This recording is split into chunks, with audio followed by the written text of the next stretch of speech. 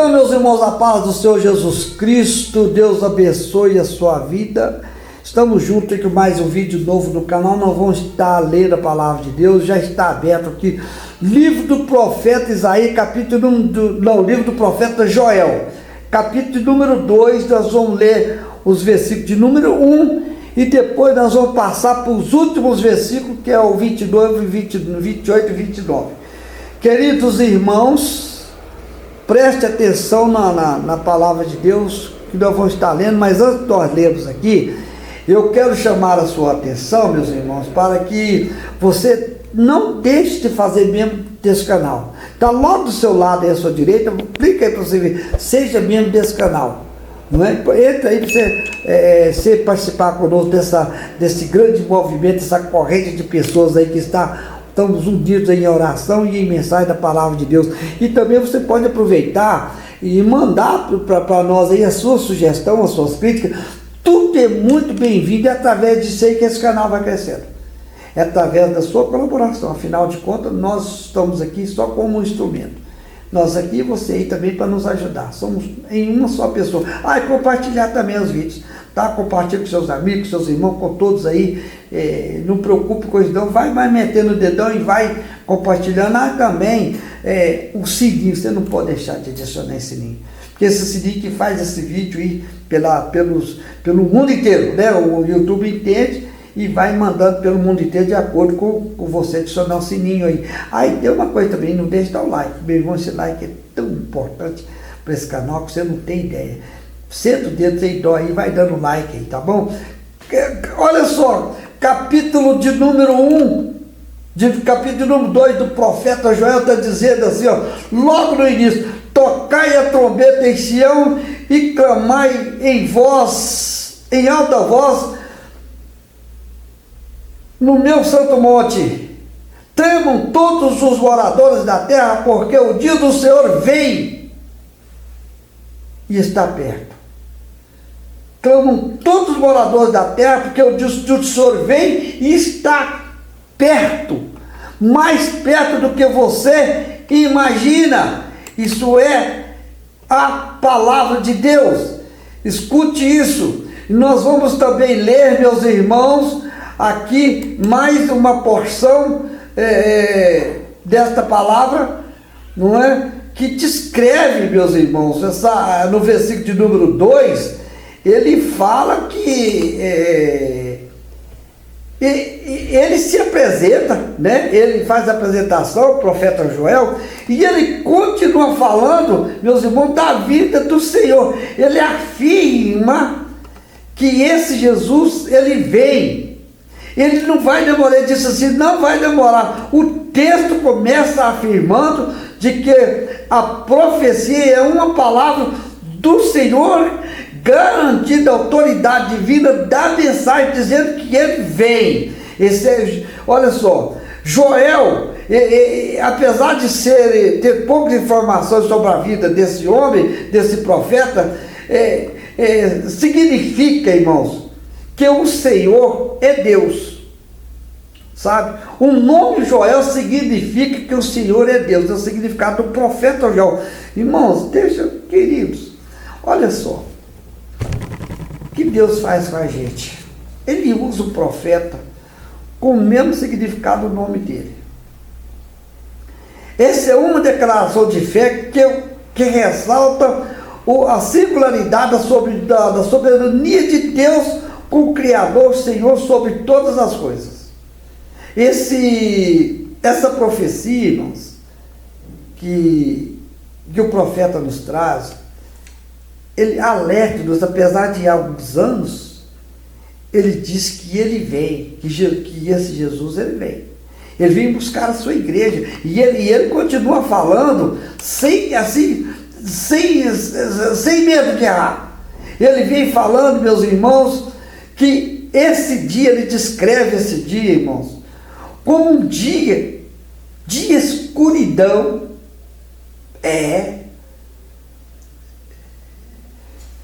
O julgamento vindouro, que servirá como um aviso de um exército invassador, simboliza a destruição causada por gafanhotos, coisa mais. Meus irmãos, se você observar como que as coisas já estão acontecendo por aí, essa passagem, ela enfatiza a gravidade do julgamento, comparando com um dia de escuridão e que nuvens densas vão acontecer. É um chamado para que as pessoas se preparam para a vinda desse dia terrível.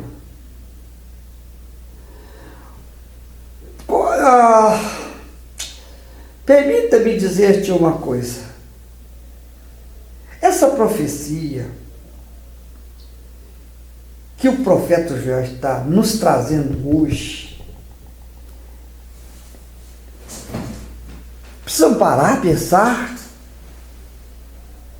porque isso é muito sério, meus irmãos, é muito sério. Ele vem buscar a tua igreja.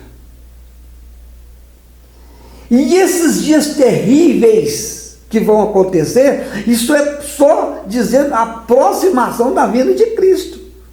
Nós que já somos salvos em Cristo, isso não nos vai nos preocupar não, porque nós temos certeza da nossa salvação, e quanto mais essas coisas vão acontecendo, mais nós vamos ficar afiados, preparados. Muitos vão se assustar, não vão entender nada, mas nós que conhecemos a palavra de Deus, não vamos entender sim. O profeta Joel está nos trazendo aqui exatamente algo para que nós venhamos estar pensando nisso e renovar os nossos entendimentos, buscar lá na cacholeta, lá no fundão, porque tudo isso que parece ter muito antigo, isso é real hoje. Isso já está acontecendo em vários países, meus irmãos. Já, quando você começa a buscar aí nas pesquisas, você vai ver que muitas dessas coisas já estão acontecendo, e vou dizer uma coisa com muita sinceridade: prepare-se, porque esse sistema, segundo eles, se refere a uma intervenção decisiva de Deus nos assuntos humanos, porque Ele vai intervir, é uma maneira de Deus intervir para que nós humanos venhamos entender que está chegando a volta dele, e nós que estamos preparados, se preparar mais ainda. O profeta Joel, ele chega exatamente, vocês que já estão preparados, preparem-se mais ainda. E aqueles que não têm noção desta palavra, comecem a pensar nisso hoje. Busca a unção do Espírito Santo, comece a pensar nisso hoje. Vai ver o que vai acontecer. Não entra nessa não entra nessa não, fica esperto. Procure hoje mesmo aceitar esse Cristo como Salvador, porque veja bem, ele disse, irmão, a respeito desses gafanhotos, o livro nos diz a respeito desses gafanhotos, usa um poder de exército invasor comparado a gafanhoto que devasta a terra. Esta praga é descrita como um fogo que consome tudo o que se encontra, consome tudo, todas as plantações. Vai ter fome, vai ter peste, vai ser tudo de ruim que você pensar, vai ter nessa terra, tudo de ruim. Agora veja bem, irmãos, você sabe o que eu acho mais lindo nisso aí? Mais lindo, que o Senhor já está recolhendo a sua igreja. Porque os últimos, aqueles que vão ficar aqui, irmãos, aqueles que vão ficar aqui, eles vão sofrer muito. Eles vão passar, irmãos, uma perseguição, porque eles não vão aguentar. Sou sincero com você, porque esse livro aí descreve, no versículo 28, descreve a promessa profética de Deus, que vou derramar o seu Espírito Santo sobre toda a humanidade, e não apenas sobre um grupo seleto, mas todas as pessoas, capacitando as pessoas de todas as idades de Deus a profetizar e ter visão e sonhar. A passagem também é vista como um convite ao arrependimento e ao prelúdio para o dia do Senhor, um momento de julgamento, mas também da restauração e da esperança.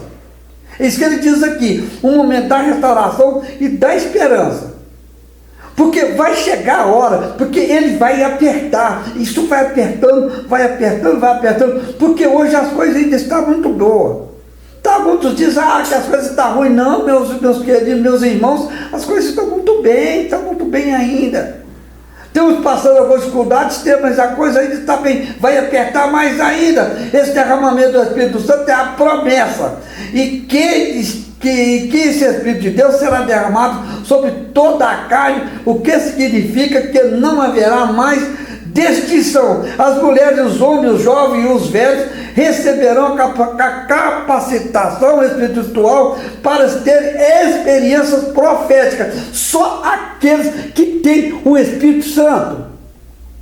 Só aqueles. Porque aqueles que não tiveram o Espírito Santo vão sofrer muito. Vai buscar de quem? Vai buscar a paz de quem? Como encontrarão? Não vão encontrar, não tem, porque vai buscar como? O resultado desse derramamento será capacitado a todos a profetizar. Todos os jovens terão visões, enquanto os velhos sonharão. Olha só, essa promessa ocorre após o período de julgamento e calamidade descrito nos versículos anteriores, mas aponta que a restauração é um futuro de esperança para o povo, um futuro de esperança para o povo de Deus. Meus irmãos, você sabe que na grande tribulação ainda haverá salvação. Vai ter salvação. Você sabe qual que é o problema? Que para mim não é um problema até. É que eu não vou estar aqui. Eu não estou preparado para a grande tribulação. E nem você está. Ainda há uma esperança. Meus irmãos, na grande tribulação ainda há uma esperança, porque esse cumprimento, deixa eu te falar, esse cumprimento veio lá de Jesus. Lá no Novo Testamento diz que é a passagem de Joel. Olha só, essa passagem de Joel, ela frequentemente é interpretada como um cumprimento pentecostal descrito no livro de Atos Apóstolos, quando o Espírito Santo desceu sobre todos os seguidores de Jesus, cumprindo a promessa de que o dom do Espírito Santo seria dado a todos que crescem nele. Você está entendendo? Mas tem que crer. Todos que crescem nele, e ele continua, é chamado a conversão. Antes de falar sobre o derramamento do Espírito Santo, o profeta Joel faz uma forte chamada ao arrependimento. Espera aí, o que ele falou? Ficar em Jerusalém até que seja todos revestidos do poder de Deus. Meus irmãos, o que eu acho mais gostoso, isso aí vem nada eu não consigo entender, porque tem tantas pessoas que não acreditam na Bíblia Sagrada. Por quê? Eu não consigo, porque nós que acreditamos na Bíblia Sagrada, isso aí serve tudo para nós, que nós já sabemos dessas coisas. Mas e quem não quer entender a Bíblia Sagrada? E quem não consegue, não quer entender? Olha só, ele diz que isso aí, irmão, foi Deus lá do profeta, lá de João Batista. Ele profetizou isso lá antes de Cristo. Você vê, antes de Cristo morrer, antes de ter acontecido esse derramamento, ele já estava profetizando isso. Ele diz assim, olha, o profeta Joel faz uma chamada ao arrependimento e ao jejum, convidando o povo a retornar a Deus com o coração e não apenas com os lábios. O próprio Jesus disse, esse povo me honra com seus lábios, mas o seu coração, ele está falando aqui. O profeta Joel está sendo usado aqui. Esse povo me honra com o seu lábio, mas o seu coração está longe de mim. Não adianta você arrepender só de lábios. Ele disse, eu estou de olho. Conheça as suas obras. Conheça os seus pensamentos. Sei o que passa em você. E a importância de nós termos. Essa passagem, lembra que mesmo em tempo de crise, Deus oferece força, capacitação por meio do Espírito Santo. O versículo também serve como lembrete para valorizar o relacionamento com Deus e buscar seus planos para a vida. Um projeto para a vida. Você sabe que esse projeto é para a vida, lá em cima, porque nós vamos viver eternamente com Cristo. Qual é o nosso projeto para viver com Cristo? Meus irmãos, você tem noção? Porque só nós que estamos preparados para viver com Cristo da eternidade, é que temos meu irmão, nós temos um tanto de projeto para lá que você não tem ideia. Você sabe o que eu costumo dizer às pessoas? Ficar aí, rapaz, eu quero chegar lá em cima. Ai, meu Deus, tem tanta coisa boa, mas tanta coisa boa, e vai ser uma coisa eterna, não vai ter fim aquilo não. Acabou a tristeza, acabou os problemas, acabou o sofrimento, o pecado, acabou tudo isso. Agora só paz e gozo do Espírito Santo. Imagina que maravilha que é lá em cima. Você não está disposto a ir comigo para lá, não, senhor? Vamos fazer isso. Vamos deixar esse mundo de pecado e vamos para lá, porque o versículo 29, o profeta já está falando que ele prevê o derramamento. Olha só, ele já falava que o profeta João Batista, ele já estava prevendo. E ele já falava sobre o arrebatamento, do derramamento do Espírito Santo, porque ele falava, após mim virá um, que era Jesus. Esse batizará com o Espírito Santo e com fogo. Foi o próprio João Batista que falou isso. Mas isso é só para quem crê nas Escrituras. Mas se você não crê, infelizmente, eu não vou estar jogando conversa fora aqui, porque um dia você vai entender e vai me agradecer ainda por isso estar falando uma palavra tão dura como essa. É muito duro para você, um dia vai me agradecer. Que palavra dura, mas um dia Deus vai tocar no seu coração e você vai entender, porque esse Espírito Santo sobre toda a humanidade, isso ele falou nos últimos dias, que se manifestará através das profecias, visões e sonhos em todos os membros do povo de Deus, independentemente da sua idade ou condição social, virá para todas as pessoas. E essa passagem ainda faz essa promessa da restauração do povo de Deus após o juízo, que inclui a salvação para aqueles que invocaram o seu nome. Só para aqueles que invocaram o seu nome. Essa promessa do versículo 29 vem depois de um período de juízo e destruição. A praga, gafanhotos, após todas essas coisas, né? O chamado arrependimento para o povo. A restauração e o derramamento do Espírito são respostas de Deus àqueles que se voltam para Ele com sinceridade. Que voltam para Ele com sinceridade. E essa fala sobre toda a carne é uma menção aos filhos e filhas, os velhos e jovens, e até mesmo os servos e servas. Destaca que o Espírito não seria mais restrito a alguns indivíduos, mas estaria disponível para todos os que invocaram o Senhor. E meus irmãos, olha, o Espírito não estava disponível só para algumas pessoas, como era no passado. Você sabe disso, né? O Espírito Santo, ele vinha sobre Joel, por exemplo, depois ele ia embora. E depois ele retornava. Ele não ficava nessa terra. Mas o que ele disse aqui, olha, seria mais restrito a alguns indivíduos. Mas nesta época ele estaria disponível para todos que invocar o nome do Senhor. Ele está falando de mim e de você. Ele está falando, não, então, olha só, as manifestações do Espírito seria profetizar. Filhos, filhas falarão em nome de Deus. Olha só, teríamos visões, sonhos. Essas profecias estão no Novo Testamento. Só que o profeta Joel já estava profetizando isso. Queridos, meus amados irmãos, que Deus venha nos abençoar e que nesse tempo e nesse contexto do Novo Testamento, que nós venhamos, irmãos, a seguir essa adoração, que nós venhamos enfatizar nessa adoração ao nome do Senhor, porque essa passagem é vista como um sinal de salvação e a presença de Deus.